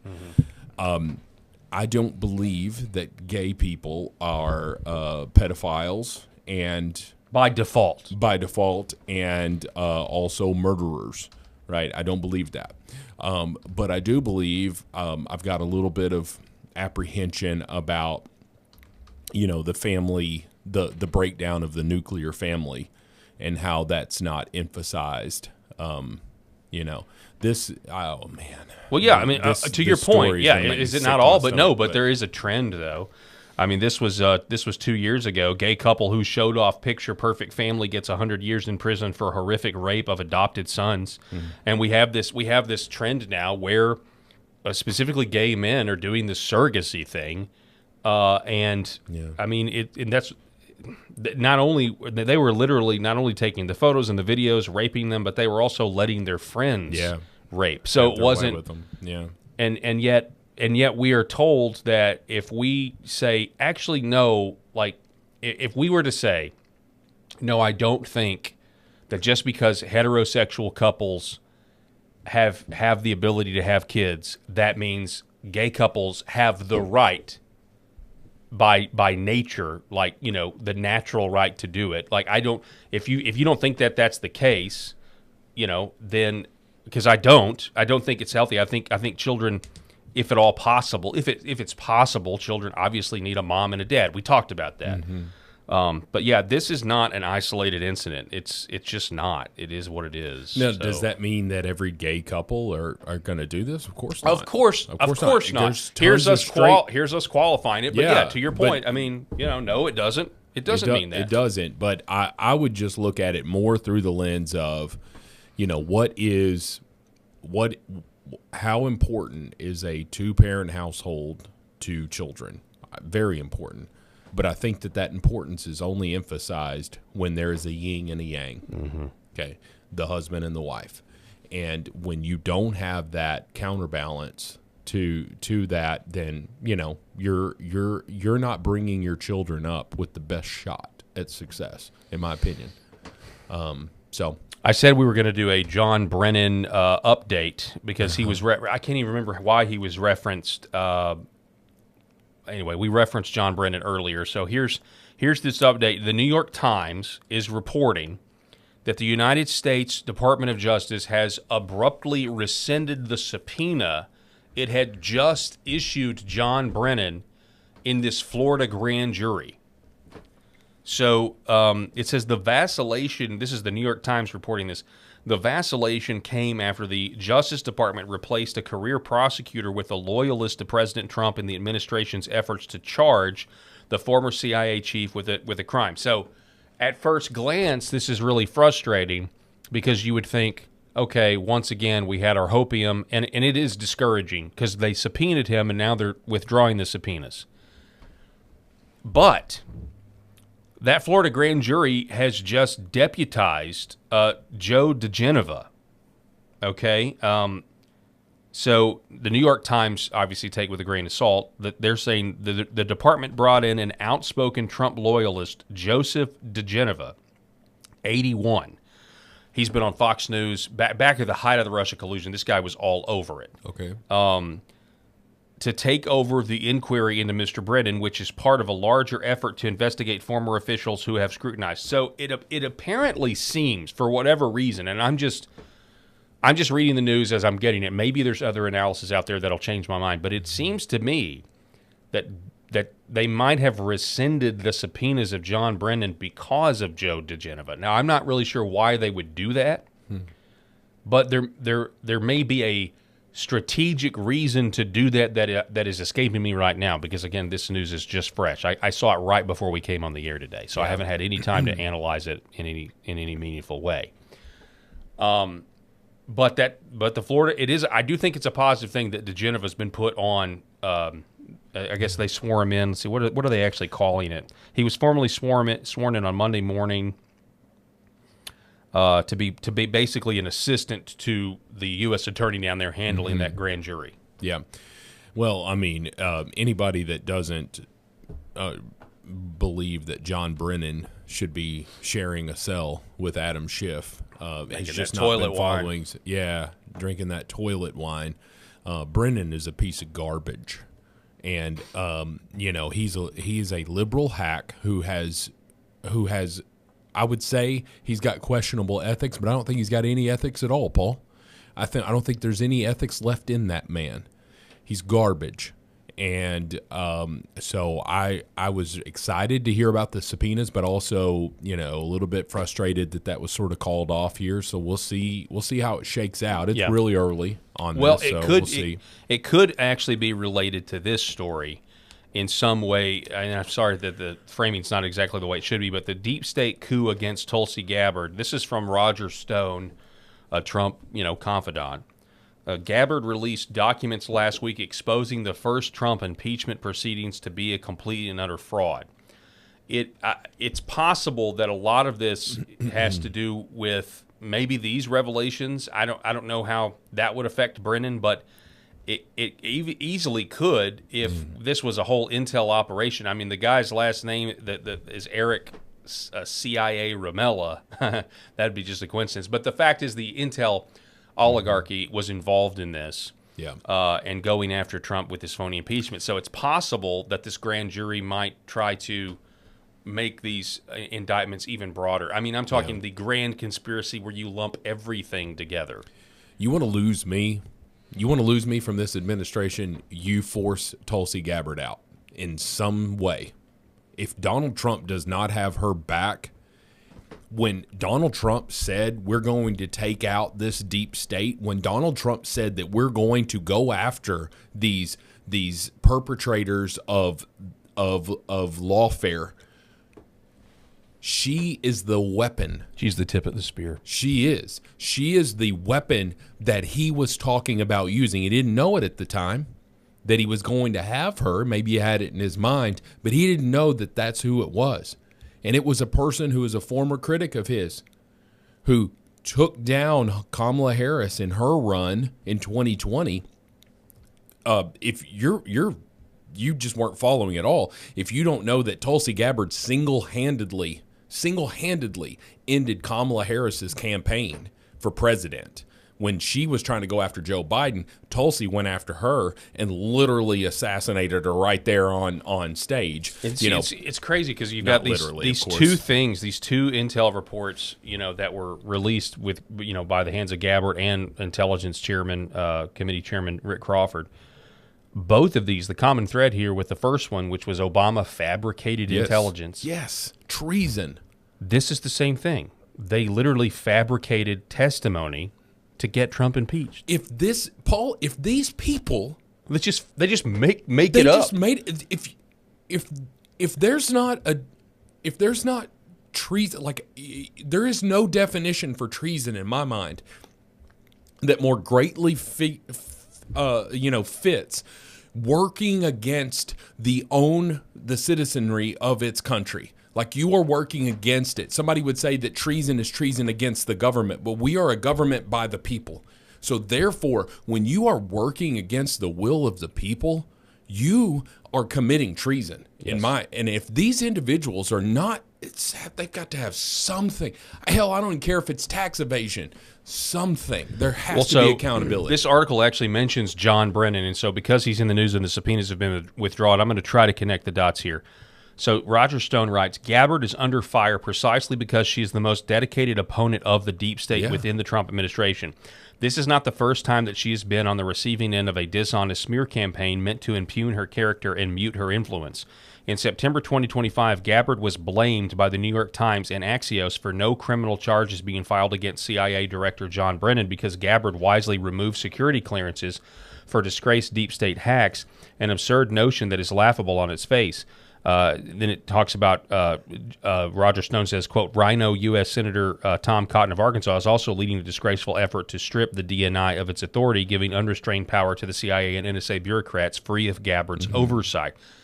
Previously, Gabbard exposed sensitive documents that were previously kept under wraps by former National Intelligence Director, including current CIA Director John Ratcliffe and Trump 1.0, knowing that the genesis of the Russiagate went straight to the top, with former President Barack Hussein Obama having intimate knowledge of the conspiracy, and officials such as Brendan Comey, former NSA Director James Clapper, and others having knowingly pushed faulty intelligence. The documents declassified by the DNI's office showed that the faulty intelligence community assessment framing President Trump as a Russian asset was ordered during a December 2016 meeting. Gabbard has worked doggedly to put on the spotlight on the deep state actors and Democrat operatives who plotted Russiagate, as well as the election fraud in 2020, where she appeared in person to oversee a raid of election documents at the infamous Fraud Center of Fulton County, Georgia. Then it talks about the War Party, and specifically how Laura Loomer, and she is one of them that is for the war, and also she cannot stand Tulsi Gabbard, and she is relentlessly trying to get Tulsi Gabbard fired. And so Laura Loomer can kiss my ass, because she goes absolutely crazy sometimes. She had a post the other day or yesterday about I can't remember exactly how she put it, but hoping that someone gets raped. I can't remember how she put it. I think I know which one you're talking about. And for whatever disagreements, she had a post the other day, and for whatever disagreements you may have with Candace Owens, or that I have with Candace Owens, she made a post to Candace saying that God hates her. That's the one I was thinking and of. that yeah. and that you didn't get to say goodbye to Charlie because God hates you. And also that you are irredeemable. That's ridiculous. I mean, it was like a demon talking. Yeah. It was like something out of the pit of hell. Yeah. Regardless of what you think about this person or disagree, like you don't talk about people that way. You especially don't claim, like, you're literally taking the Lord's name in vain by claiming something that is clearly not true. Because in Jesus Christ, all of us are redeemable. Literally, that's a fact. Yeah. And so, really, really scary line that you're walking there when you're taking the Lord's name in vain, claiming something is coming from Him when it is not. Very dangerous territory there. Anyway, I'll wrap this up here. We'll move on. Roger Stone concludes, MAGA must protect Gabbard against all the threats coming her way. She is an invaluable cog within the administration. There are forces working constantly to sabotage any chance of any deep state criminals associated with Russiagate 2020 election fraud or any other of their nefarious clandestine schemes from being locked behind bars. Nearly a year and a half into Trump's second term, none of the crooks have even been forced to stand trial. Time is ticking, and Gabbard's ouster would all but ensure that they escape culpability. The deep state must be defanged, and Gabbard's presence in this administration is needed to accomplish this gargantuan task. And real quick, I'll just go through a list that I've got here about how gargantuan it is. I'm not going to show it on the screen, but I am going to just go through it for a minute. I mean, look at some of this. The FBI is corrupt, needs to be held accountable, okay? In previous administrations, and who knows with this whole pipe bomber story, maybe even this one, you think about the clot shots, the COVID shots, mRNA technology, is it going to be banned? Obviously, we've got an affordability crisis. Remember when we were talking? Let me just stick with deep state stuff instead of stolen election, J6, rigged elections. Hillary Clinton should be in jail. Yeah. Let's talk about the Epstein files, ending Ukraine war funding. Let me Russiagate accountability, deep state arrest just generally. I mean, it's a huge, draining the swamp. It's a huge list of things that need to happen, and there's a lot more things domestically, but just in terms of accountability, just generally speaking, it's corruption, and if the corruption is not dealt with, then we're slaves. Let me say that again. I'll say the longer Comey, Clapper, Brennan, Eric, CIA, Ramella, if they stay free, it means that we are actually slaves, and we don't have the ability to control our government and hold people accountable that hate us and have committed crimes against us, we the people. So we had the January 6th committee in the House that created all of these documents, and it was thousands and thousands, maybe even peeking into the millions of documents. And then they presented their findings that were like a summary or whatever. And then what did they do with those files, Paul? They burned them. They got rid of them. You tell me any investigation, because that's what it was. It was an intelligence committee there, so they were doing this investigation. You tell me any investigation where they do an investigation, release their findings, and then completely burn all of their research so that it cannot be examined whatsoever. But then you stand there with a straight face and you tell me that it was fair because it was bipartisan, when the two Republicans on there were Liz Cheney and Adam Kissinger. And like, you want to say, oh yeah, that was fair. Liz Cheney forgot her conservative values because she hated Trump so much. Okay. Kissinger, I'm not sure he was ever a Republican. He was that dude. If there's rhino without the H, if the RINO is in the dictionary, it has Adam Kissinger right next to it. That dude is completely a douchebag. But that's just one example, Paul. Yeah. The January 6th Intelligence Committee, I forget what the official name of it was, but that investigation, that's just one example. And you want to sit here and tell me that I don't have the right to be pissed off that there's not been accountability? That was just one of, where did the 81 million votes go for Joe Biden? We talked about doing an entire show on election. What did Trump win with, 73 million? Yeah. It received more votes than any sitting president has ever in history, and then lost, right? Won swing states and won all of these districts, and what are they called? Bellwether districts. Bellwether districts. So you want to tell me that, where did those 81 million votes go? Yeah. Because you think that people hated Trump less in 2024? The people who hated Trump, who voted against Trump, still hated Trump in 2024 with very few exceptions. So those 81 million votes, did they just stay home for Kamala? No. The Republicans worked over the 4 years after 2020 in these individual states to try to secure these elections. Are they perfect? No, they're not, which is why we need the SAVE Act. But I digress to say that is just a number two example of there's been zero accountability. Yep. Zero. Well, we'll get into here. I'm going to take a quick break and reset here. We'll get into this here in a minute. About the pipe bomber situation, because there's developments with that. The Capitol Hill police officer Kirchhoff is now suing Steve Baker. That lawsuit dropped. We'll tell you about that when we come back. Don't go anywhere. This is the Paul Harrell program. Remember, we can't do the program without you, and we're going to be back here in just a moment. For centuries, light has been used to heal.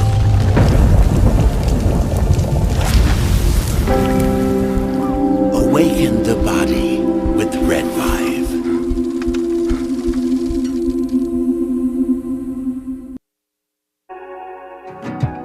Why is Red Vibe different? What sets it apart? What sets us apart from the standard red light panels?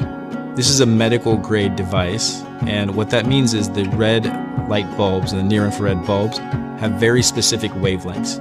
If you think about the wavelength as the medicine, the 635, the 670, the 810, the 850, those were specifically chosen because those are the most powerful effectors of the cells. So those specific wavelengths, when they get into our body, when they affect our tissue, they spike energy production, they help with nerve pain control, they increase stem cell counts. There's very specific mechanisms that those specific wavelengths work at, and that's the medicine. So if you think of, say, medicine as an Advil or a specific steroid or a blood pressure medication, the wavelength is the medication.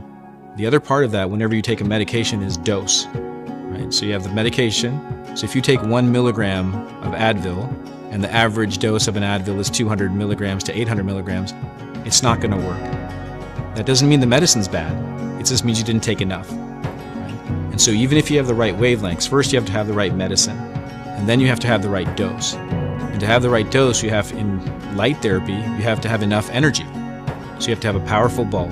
The LED bulbs, or light-emitting diodes, have a specific wavelength, and that wavelength is the medicine.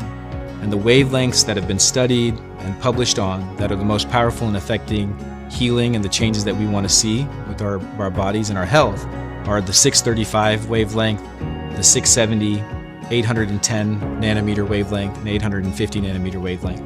Those are all going to affect the mitochondria, the cytochrome C oxidase, and affect those powerful long-term changes and affect that downstream pathways. And that's what you get with RedVive devices. The highest efficacy, the best wavelengths, concentrated to help your health.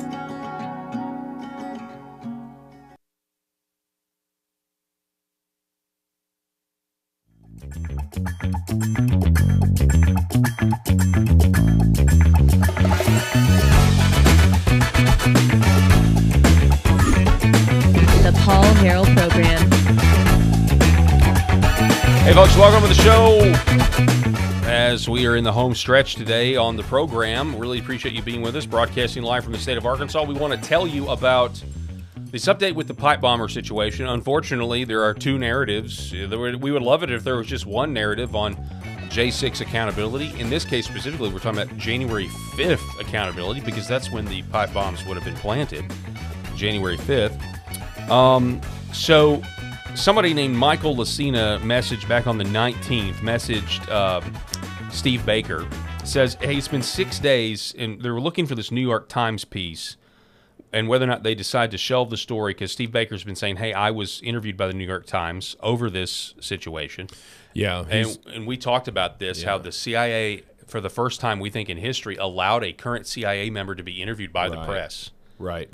And he gave a sort of an accounting of what he talked about, you know, and he was like, I'm putting this out there in case, they change something. And presumably he recorded every bit of information. He'd be a fool if he didn't. But Steve Baker responded by saying, absolutely, but it's not unusual to take this long developing a story like this. One part, turning Kirchhoff into a sympathetic young woman done wrong and life destroyed by a malicious far-right publication. The other part, a hit piece on me and Joe. Plus, they have to get both the CIA and Claire Locke to sign off on the final edit. Imagine what that's costing the taxpayers. I think Claire Locke is the law firm. So, interestingly enough, one of the reasons why we and as of this broadcast, I haven't seen the New York Times piece on this, so I'm assuming it's still not out. One of the reasons why it's not out yet is because maybe they were waiting for this news to break, which is that Kirchhoff, the Capitol Hill police officer with the limp, has now filed a lawsuit against Steve Baker, which now will obviously be put into the New York Times story. Sure. Now that this lawsuit's been filed. Now, Viva Frey says Kirchhoff has officially sued Baker, Hanneman, and The Blaze. Skim through it very quickly. It's 127 pages. A few important takeaways that I noticed so far. It seems the alibi mentioned in the CBS News is, in fact, not a video of Kirchhoff playing with her puppies. So there's allegedly an alibi. There was allegedly Kirchhoff is on video playing with her puppies when the pipe bomb was planted. That was supposedly okay out there. But Viva Frey saying, according to the lawsuit, Kirchhoff playing with her puppies, but it's actually a video of a dog, just a dog, with a voice in the background that is allegedly Kirchhoff's. The alibi is a video of a dog. I think it's like a greyhound, and allegedly you can hear her in the background. The polygraph incident is confirmed, meaning she took a polygraph test and failed. Page 89, defendants published their false accusations against Ms. Kirchhoff to further a preconceived narrative that the J6 riot was an inside job and twisted the facts to fit that preconceived narrative. He says, reading through the lawsuit, I was struck at how it reads more as a defense of the Capitol Police than a claim for Kirchhoff.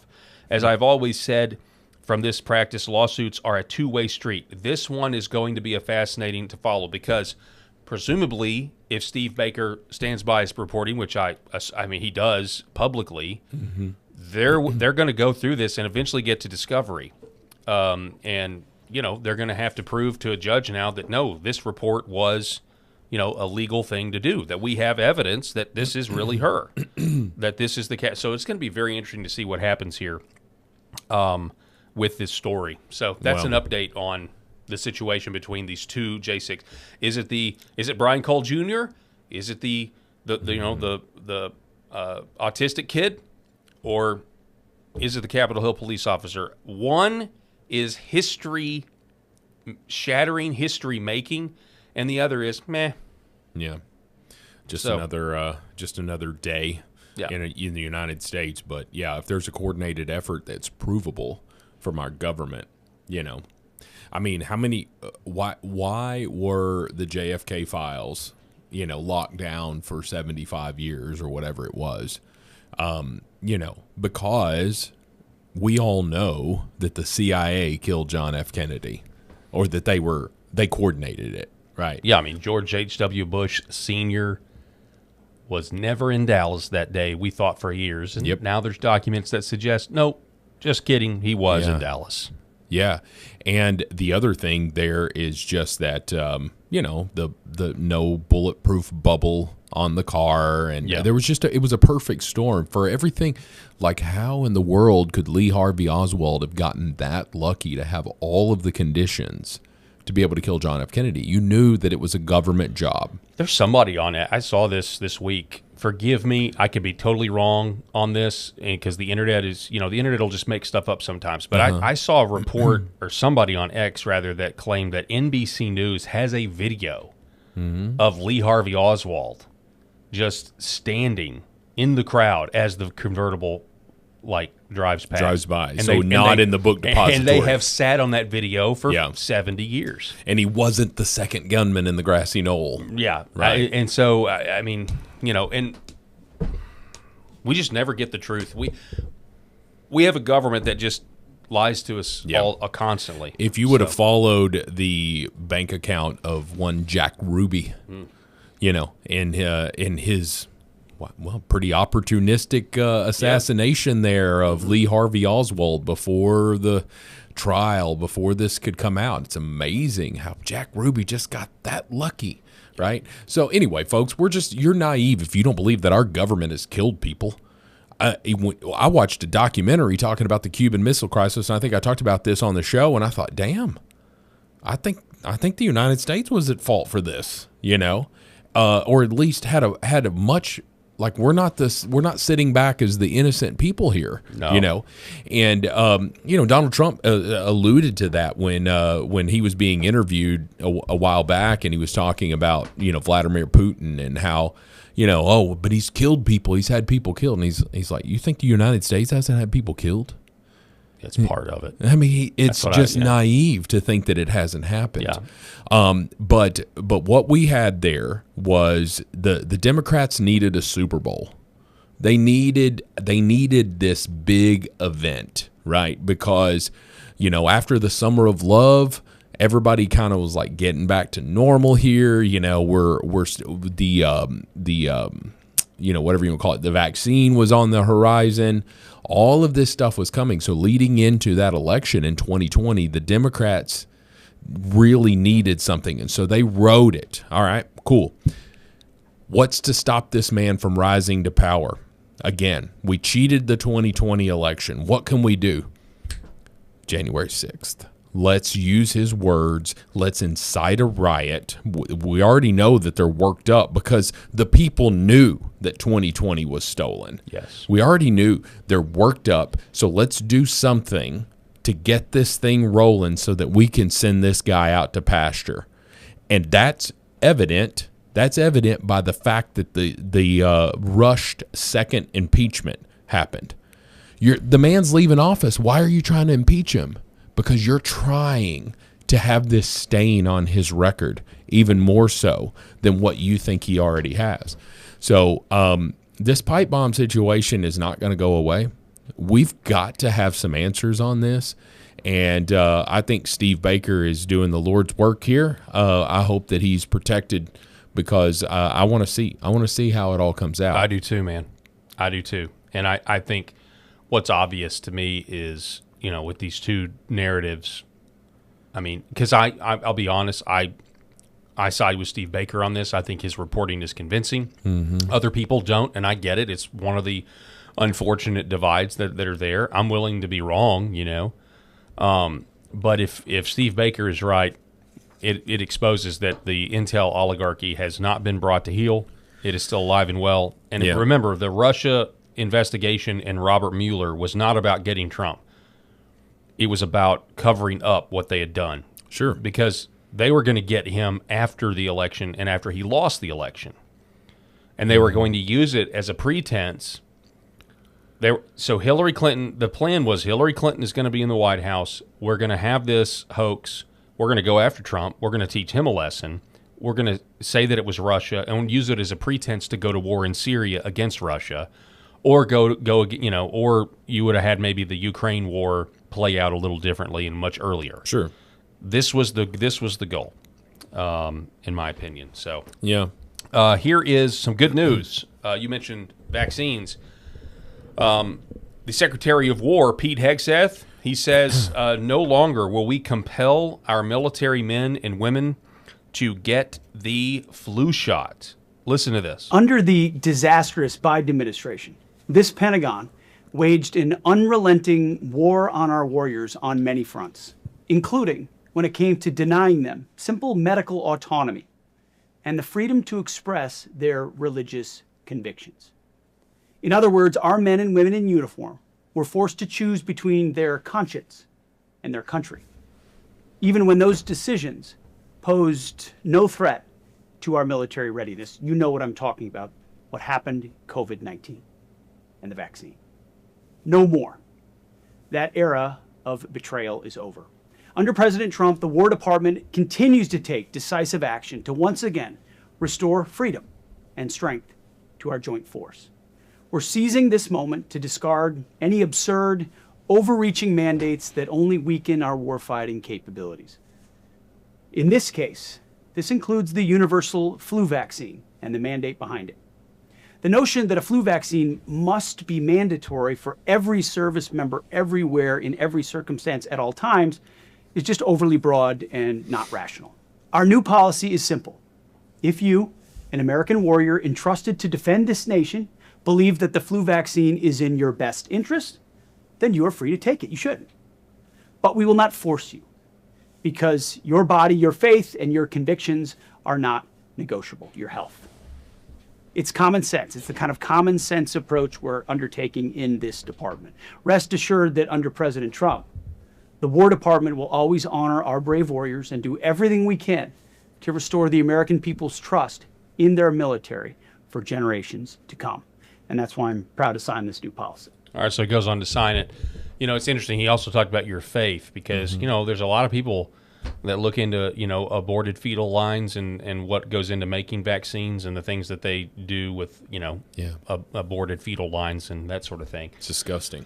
And so they don't want to take it. I think this is good, number one, because the flu vaccine for years before the COVID situation and people becoming more aware of what's going on with Big Pharma and that, I quit taking the flu vaccine years and years ago because number one, it didn't work, and number two, it made me feel horrible. Every time I took one back when I was like in college, you know, I'd always feel bad afterwards. And I don't know the last time I had. I mean, maybe when I worked at the hospital back when I was in college or something. That's what I'm saying. Like that's the last time I had one. But you know, the whole vaccine thing is a lot more highly regarded among the older generations. They have a lot of faith in the vaccines, whereas the younger generations don't. The ones that have kids with autism, they suspect that it was a lot of them suspect it was the vaccines.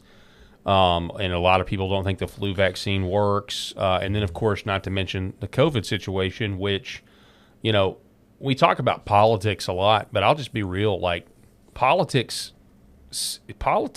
saved my dad's life during COVID. Because when he got it, he was in the hospital, and it was not looking good when he got there. And we asked for ivermectin. So this is where the politics comes in. Yeah. They wanted to give him remdesivir. I about had a conniption. I mean, I almost came out of my skin, and I was like, absolutely not. And then we asked for ivermectin, and we get some young doctor. Well, there's no studies that prove that ivermectin works. You know, some stupid little snooty doctor who thinks he's an analytical Horse dewormer. who thinks he's a critical thinker, but he's really just an analytical thinker, Yeah. and was only analyzing in the capacity that Anthony Fauci allowed him to. So what did we do? We smuggled in ivermectin, and my dad couldn't walk when he went in. 12 hours later, less than 12 hours later, after 2 doses of ivermectin, walked out of the hospital. That's how fast it worked. That's fake news, Paul. That didn't happen. It you happened. didn't experience it. You know what I'm saying? It literally happened. Yeah. And so, you know, politics, you know, the politicization of medicine is unfortunate, but when you have a situation where people, whether it's intentional or not, a lot of what Big Pharma is doing is not healthy for us. There's been disastrous results because of it. Yeah. And anyway, it is what it is. But that brings me to this. So the Supreme Court, Andrew Cuomo. So Mary Talley Bowden says, shocker, COVID justice is as hard as Epstein justice. Yeah. It's a New York Post story. Supreme Court lets Andrew Cuomo off the hook for wrongful death of COVID nursing home patients. So, again, in terms of accountability, you know, look, Anthony Fauci, let's just, you know, you get mad about Andrew Cuomo. Okay, fine. Anthony Fauci should be in handcuffs, but he got a pardon. He got an illegal pardon, but he got a pardon. And so we're not getting even a glance at accountability on so many different issues. Yeah. You know, to your previous point. Well, I'm just saying, man, we've got so many examples of COVID wrongdoing, and this one was the most publicized. You know, what's her face? She's the meteorologist for Fox and Friends in the morning. Blonde-haired lady. I can't remember her name. Help us out in the comments there. But she's on Fox and Friends in the morning, and she's the meteorologist. Janice, is it Janice something? Yeah, I don't know. I don't watch Fox. You don't watch. I'm sorry. Well, anyway, so I didn't mean that as like I'm better than you. No, that's I just fine. Don't watch Fox. I don't watch a whole lot of Fox anymore, but I will watch it. Never mind. But anyway, so her mother-in-law was put, or father-in-law was put in one of these nursing homes, and so this Janice, right, whatever her last name is, she is absolutely pissed that Andrew Cuomo was found, because she believed that man was guilty of murder. That's essentially what she said, and it's hard to argue with her when people talk about the facts of what Andrew Cuomo did, you know, and you're just like, hey, here, sick people, go. It's kind of like quarantining, but you're quarantining with the most vulnerable. Like, man. You know, like, and we're, you know, the kids, the schools being shut down. We've seen just an education gap. All of these things because of these crimes. There's no other way to put it. These crimes that were committed during COVID. Let me give you this too. I literally, Janice Dean is her name. Janice Dean. Thank literally you. just saw this headline. A reckoning is underway at the FDA. This is from Zero Hedge. For months, a quiet battle has been unfolding inside the U.S. Food and Drug Administration. It began with an analysis of child deaths after COVID vaccination, followed by strategic leaks to major media outlets, and has now erupted into the open with a memo from the regulator's own vaccine chief. In September, it was reported that the FDA had privately investigated 25 pediatric deaths following COVID vaccination, the first systematic review of such cases since the rollout began. The findings were meant to be presented to the CDC's Advisory Committee on Immunization Practices, but the presentation never came. The meeting passed without a word. Something had happened behind closed doors. Now we know what.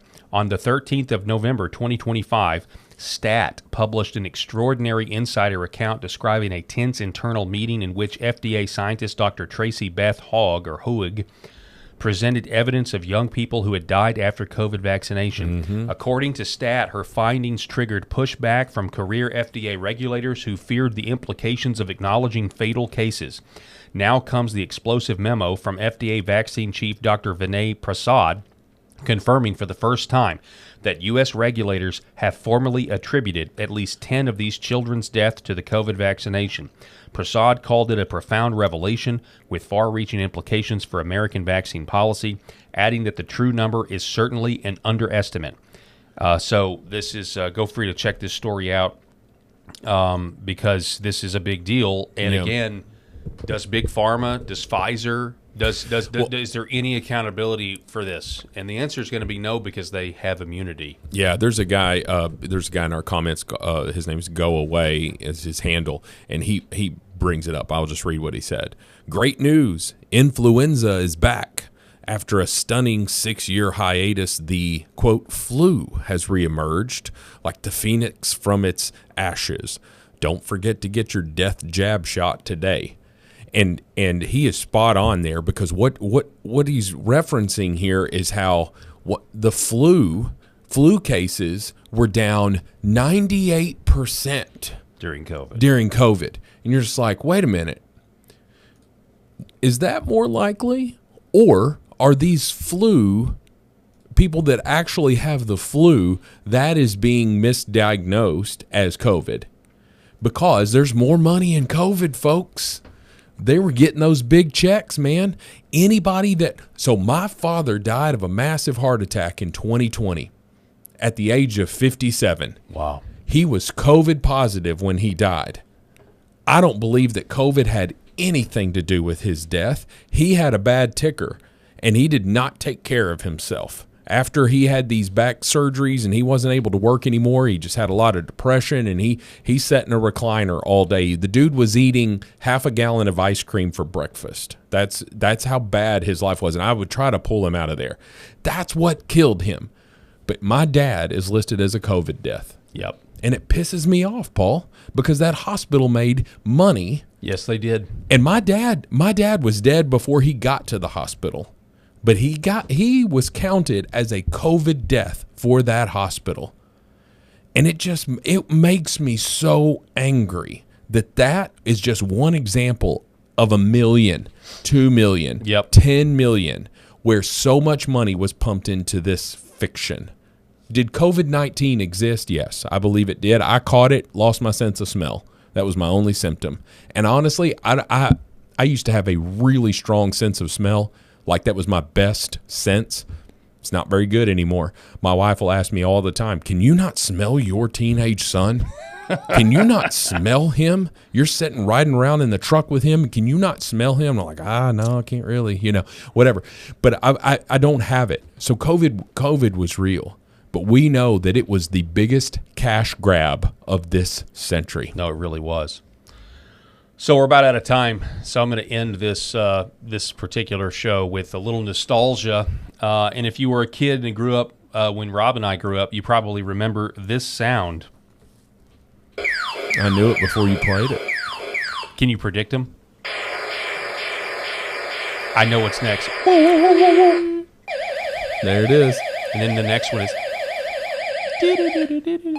Or no, I was wrong. That was it.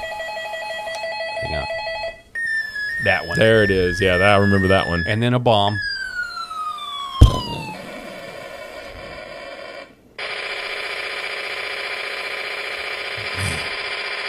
So good. At some point, they combine them all, but... What a weird way to end the show. I'm sorry.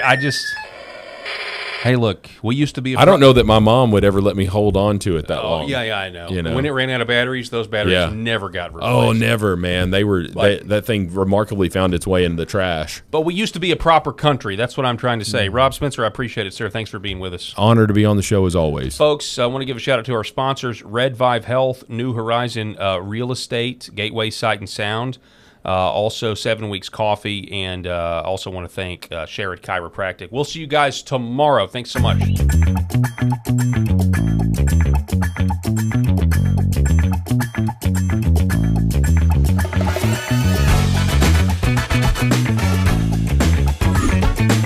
The Paul Harrell Program.